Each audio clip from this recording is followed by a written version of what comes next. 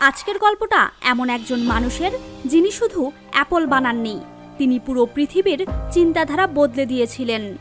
Steve jobs ছিলেন অ্যাপলের সহ প্রতিষ্ঠাতা এবং প্রযুক্তি দুনিয়ার সবচেয়ে প্রভাবশালী ব্যক্তিদের একজন। 2005 সালে তিনি যুক্তরাষ্ট্রের স্ট্যানফোর্ড ইউনিভার্সিটিতে যে বক্তব্য দিয়েছিলেন সেটি আজও লক্ষ লক্ষ মানুষের জীবন বদলে দেয়। তিনি বলেছিলেন, তোমার সময় সীমিত, তাই অন্যের জীবন বাঁচার মতো করে নিজের জীবন নষ্ট করো না। আরও বলেছিলেন, বিন্দুগুলো সামনে থেকে কখনোই বোঝা যায় না, শুধু পেছনে ফিরে তাকালেই সব যুক্ত হয়। এই একটি বক্তব্য শুধু ক্যারিয়ার নয়, পুরো জীবন দেখার দৃষ্টিভঙ্গি বদলে দিতে পারে।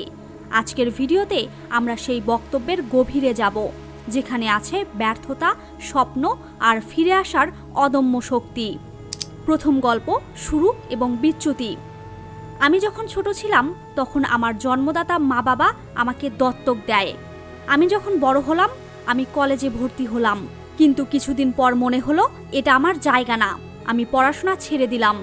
তখন মনে হয়েছিল আমি বড় ভুল করছি, কিন্তু পরে বুঝেছি সেটাই ছিল আমার জীবনের সবচেয়ে ভালো সিদ্ধান্তগুলোর একটি। আমি এমন কিছু ক্লাসে যেতাম যেগুলো আমার ইন্টারেস্টের ছিল।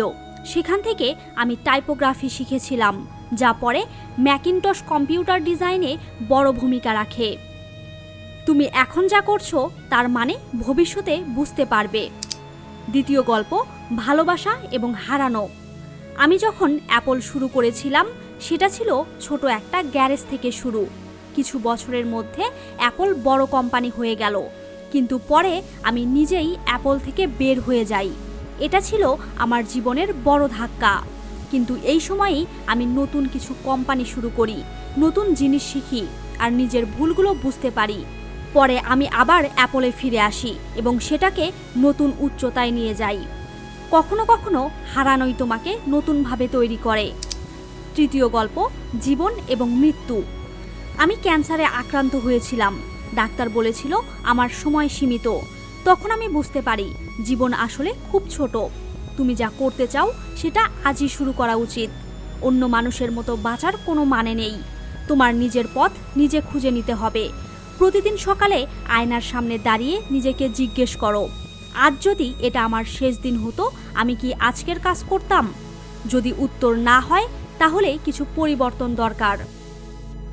তুমি হয়তো এখনো বুঝতে পারছো না তুমি কোথায় যাবে, কিন্তু সময়ের সাথে সবকিছু পরিষ্কার হয়ে যাবে। সবচেয়ে গুরুত্বপূর্ণ কথা হলো নিজের হৃদয়কে অনুসরণ করো, ভয়কে না। কারণ একদিন তুমি পেছনে ফিরে তাকাবে আর দেখবে তুমি নিজের তৈরি জীবনটাই বেছেছিলে। Stay hungry, stay foolish.